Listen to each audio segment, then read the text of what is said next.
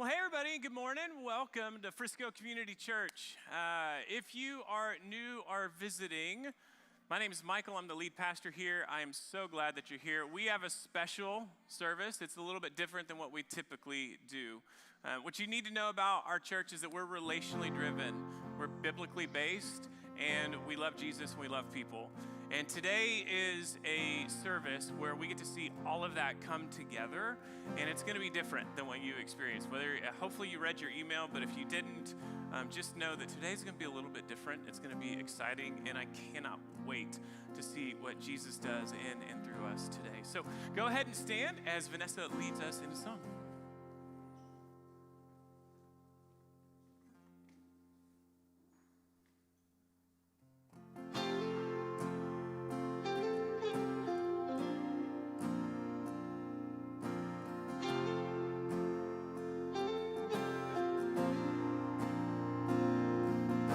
Darkness tries to roll over my bones. The sorrow comes to steal the joy I own. When brokenness and pain is all I know, oh, I won't be shaken. Oh, I won't be shaken. And my fear doesn't stand a chance when I stand in your love. My fear doesn't stand a chance when I stand in your love. My fear doesn't stand a chance when I stand in your love.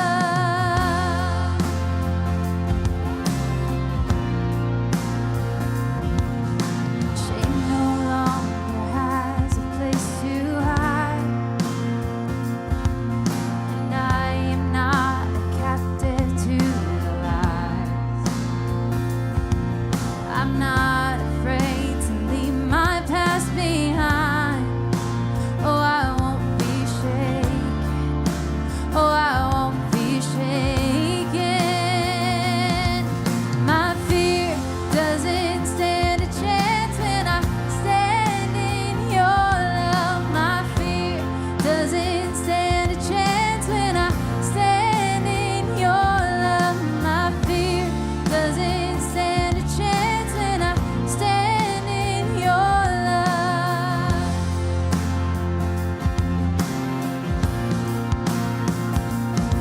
There's power that can break off every chain.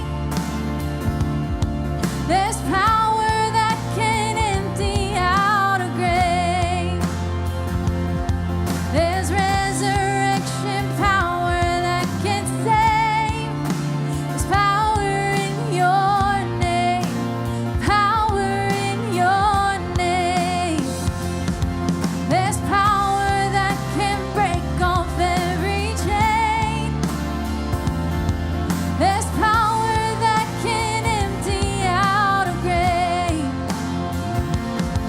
There's resurrection power that can save. There's power in your name.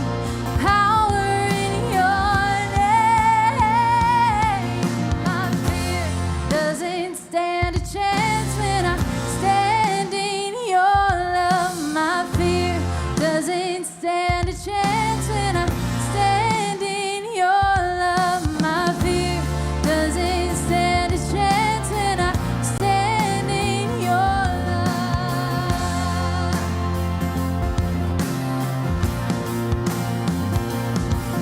My fear doesn't stand a chance when I stand in your love. My fear doesn't stand a chance when I stand in your love. My fear doesn't stand a chance when I stand in your love.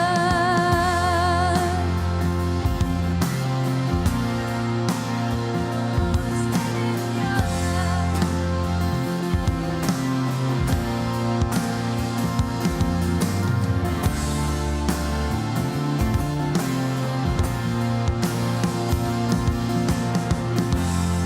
If you're thankful for the love of the Lord, can we just say amen or give him a clap offering? God, we just thank you so much for your love. Oh man, it's good to be in the house of the Lord. Well, I'm going to encourage you just to take a seat for a moment and look at the screens.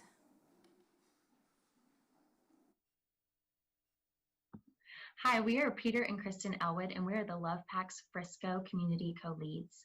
The mission of Lovepacks is to engage communities to feed children in need as an expression of love. Lovepacks began in 2011 in the colony from 4 families who saw a need in their own children's classrooms. They chose to engage their own community, their neighbors and friends, to help meet that need by collecting food items to feed those children. Not only did they feed the 6 children that they had been praying over, but they ended up feeding 46 with all of the foods that had been donated. By the end of the school year, they had fed 200 children, and years later, they brought Lovepacks to Frisco. There are now 8 communities in North Texas, 10 in Texas overall. And the heart of Lovepacks is still the same, to use the community, to work with the community, and to be supported by the community to meet the need of so many children around here. And that is true for us today. Now, that really happens from start to finish. For every Lovepack box that we get to distribute to these families, even these kids in need, it has been touched by a volunteer all on the way.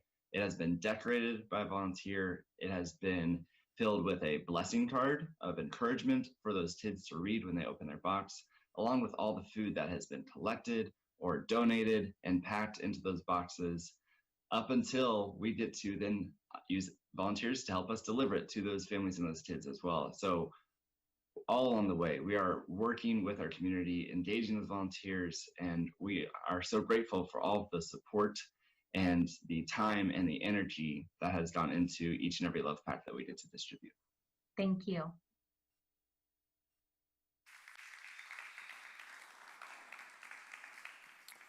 Yeah. So today is going to be different. Like I said, just a little bit different than what we typically do. In fact, what we're going to do is we're going to take all of the time that I would typically take to preach to go be the hands and feet of Jesus in our community. But first, I want to start us off with just kind of painting a little bit of a picture for you. It was sometime in the late 90s. I was in my teens, I think. I'm dating myself a little bit there. I was driving down the highway, and then all of a sudden my engine stopped. Has anyone ever experienced this before? There was catastrophic engine failure. It just quit working. I threw my clutch in, that's right, manual transmission, put it in neutral, and I just coasted to the exit. And fortunately, there was a gas station right past the intersection. And I was like, oh my gosh, I'm going to be able to just coast right into safety.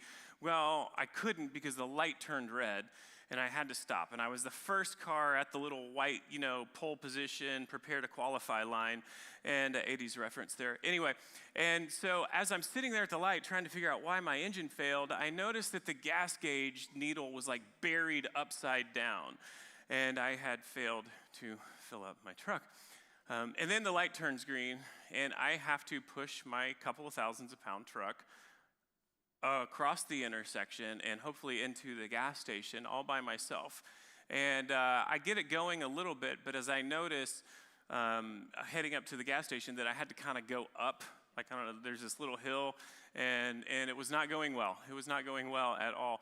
And people were driving by, honking at me.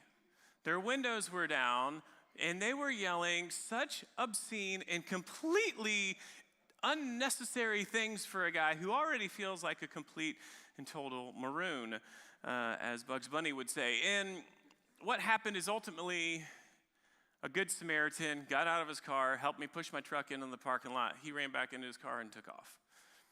And I imagine that all of us at some point in time have been in need, right? Like had a significant need. I'm not talking about the server forgot your ranch dressing that you needed for your cheese sticks, or you needed something, you couldn't reach something on a shelf. I'm talking about a time where you had a need where your livelihood was at stake, where your dignity was on the line because you couldn't meet the most basic needs for yourself or for your family. And I imagine that whenever we got out of those, that all of our stories have one thing in common, and that's that this good Samaritan came along and someone helped you out. Maybe they helped you out monetarily, maybe they gave you encouragement, but in most cases, someone came along to assist you. And I am willing to bet, if I were a betting man, that all of our Good Samaritans had one thing in common. And that thing in common is found in Romans chapter 12. The Apostle Paul writes, it's up here on the screens, "Love must be sincere. Hate what is evil, cling to what is good, be devoted to one another in love. Honor one another above yourselves. Never be lacking in zeal, but keep your spiritual fervor serving the Lord. Be joyful in hope, patient in affliction, faithful in prayer. Share with the Lord's people who are in need. Practice hospitality. Bless those who persecute you. Bless and do not curse. Rejoice with those who rejoice. Mourn with those who mourn. Live in harmony with one another.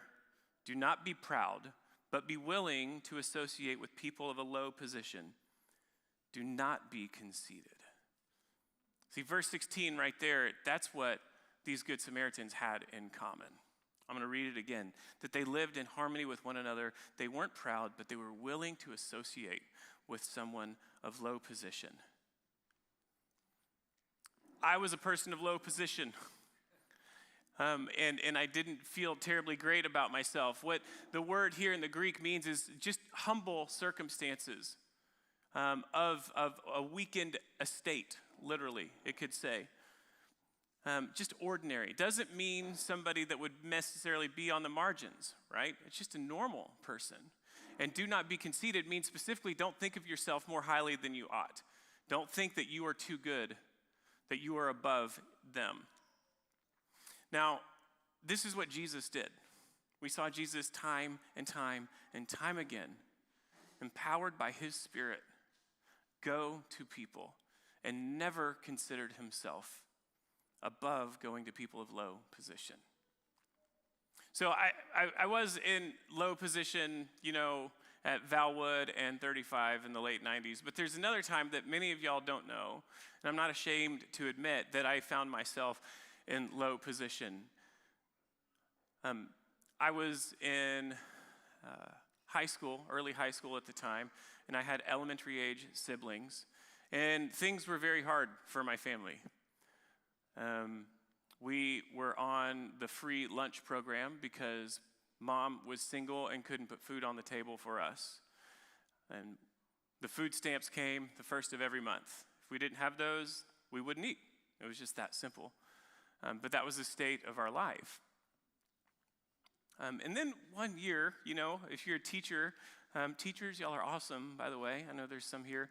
The teachers of the elementary school where I grew up noticed that low position of my family and how my mom could not provide school supplies for my siblings and myself. And so they pitched in and bought our school supplies so that we as kids could have our dignity when we went to school.